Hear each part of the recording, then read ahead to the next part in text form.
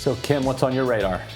Well, in 2014, China unveiled their social credit system, a plan to promote good citizen behavior using incentives and punishing bad citizen behavior using limitations. During the unveiling of the social credit system, the state council stated that the plan would, quote, allow the trustworthy to roam everywhere under heaven while making it hard for the discredited to take a single step, unquote. The system uses points similar to our financial credit score system, but for everyday activities. People can lose points by behaving in a way the government deems unappealing, like littering, paying bills late, drinking too much alcohol, or posting what the government deems to be misinformation online. A person can gain points by helping old ladies walk across the street, exercising daily, and following all government directives. China says the system is meant to promote honesty in government affairs, commercial integrity, social integrity, and judicial credibility. The government monitors citizens to determine their scores through mass data collection, surveillance from their network of hundreds of millions of cameras, citizen observers, these are neighbors hired by the government to report good and bad behavior, agency records, and social media activity are some of the ways the government knows whether or not one is a model citizen. Now, everyone in China starts off with a set amount of points and can lose or gain them based on what's deemed good or bad behavior. A high score gives a person extra privileges like free water, free healthcare checks, lower bank loan rates, and access to community bikes. A low score can limit a person's ability to travel on trains or planes, limit their children from enrolling in certain schools, and can even cost them their jobs. People with low social credit scores are even publicly shamed, with their images splashed on screens as warnings to others. Scores can be checked through an app or kiosks set up around the cities. Here's a little video of what the system is like so you can get a better idea. Companies are experimenting with the algorithms to help the government create the new national social credit system. The government also has pilot projects. In one, citizens are required to do hours of unpaid work to get benefits. And scores are docked for things like littering, a messy yard, gossip, even jaywalking. Video of offenders is shown on the local news. And information collectors like Zhou Ai-ni are paid to report on their neighbors. Her quota, 10 entries a month. It's really frightening and dystopian, but let's break this down by piece by piece. How far away are we, the citizens of the United States, from China on this? So let's start with the very first thing the Chinese government claimed would be the result of this social credit system, that the trustworthy can roam everywhere while the discredited can't take a single step. Now, countless people have been calling for the government to issue vaccine mandates that would grant certain trusted people, those who are vaccinated, access to travel, entertainment, and even jobs. In San Francisco and soon in New York City, in order to enter a bar, restaurant, or any public place of entertainment, people must show proof of vaccination. Now, with Pfizer's vaccine being fully FDA approved, scores of people are wanting to see the unvaccinated completely unable to participate in society. Essentially, they want a world where the vaccinated can roam everywhere under heaven while the unvaccinated can't take a single step. And it isn't just the vaccine passports that are marching us towards China's dystopian future. There are rumors that some doctors won't treat patients who are unvaccinated as a matter of principle. They morally oppose their decision and intend to deny medical care because of it. Now, these rumors may or may not be true, but one thing that is ringing true is the loud chorus of people on social media suggesting folks who are unvaccinated should be refused treatment or should be left with large medical bills. Never mind the smokers who get lung cancer or the motorcyclist who gets into an accident. The unvaccinated deserve punishment. And it isn't just the fun stuff the unvaccinated will miss out on. Numerous businesses are requiring their employees to be vaccinated or lose their jobs. Universities tell students to do it or miss out on their education. But what is this all based on? Mounting evidence is suggesting the vaccine doesn't stop the spread. So is this really based on science or conformity? Now, like in China, we are witnessing an increasing amount of squelching dissent. Social media companies have taken up the majority of the work, maintaining the official narratives by censoring anything deemed misinformation. And what exactly is misinformation? As we've seen on so many instances of accurate and truthful information being censored, it has become clearer and clearer that what is considered misinformation is just anything that isn't the official policy of the government.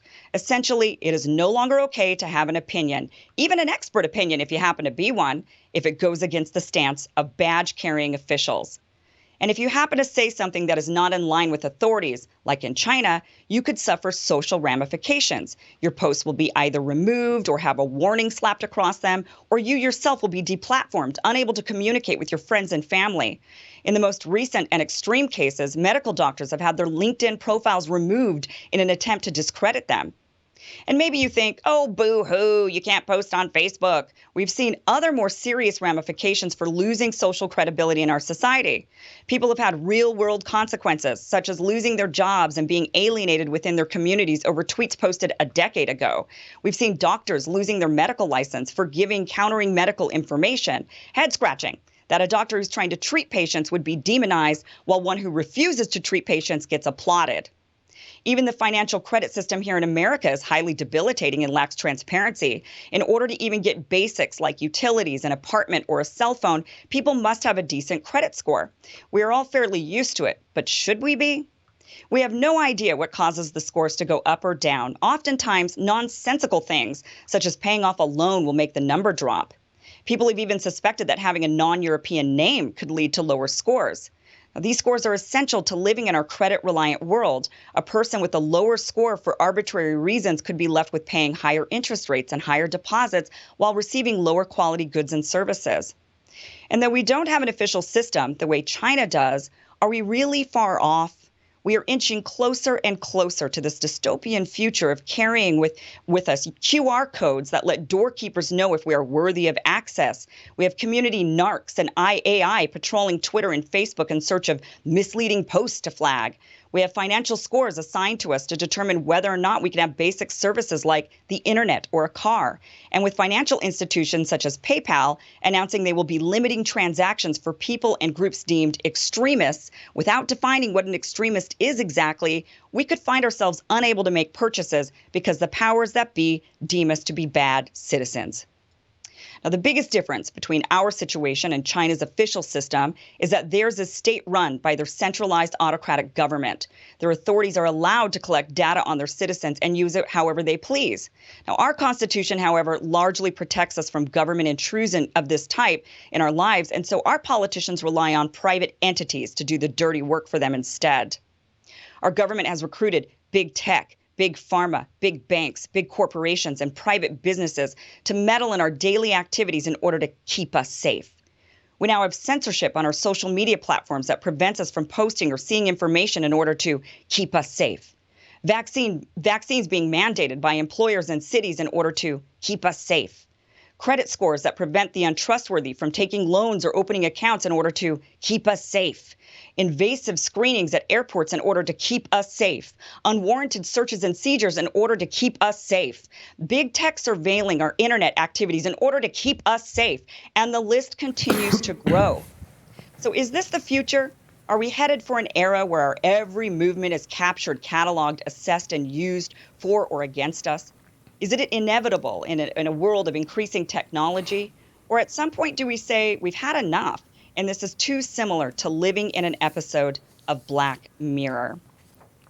Now, Ryan, I want to throw this at you because the vast majority of this is being implemented by Democrats. And I am somebody that has always identified somebody who have come mostly from the left as a Bernie Sanders progressive and then became a Tulsi Gabbard progressive. And now I don't know what the heck I am because I cannot live with these authoritarian, what I view as fascist style mandates that are being implemented on us over and over again. And so I'm curious if you think that this is going to get worse, if there's a way to stop this.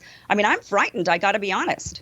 I mean, unless there's some short-term tactical advantage to injecting like a partisan analysis into this, I would reject it because this is bipartisan creep that we've been seeing for 20 plus years, actually 50 years. But if you want to start with the Patriot Act, that was a bipartisan piece of legislation, pushed by the Bush administration that has only been expanded in strength and scope ever since. You do have a faction of kind of Freedom Caucus types on the right and progressive civil libertarians on the left who have formed a coalition that are pushing back against this. They have different motivations. Some on the right are upset at the way that the deep state treated Trump, the way that the FISA court abused its process when, in relation to the Trump campaign. Once they got a look at what the FISA court does all the time, they were appalled and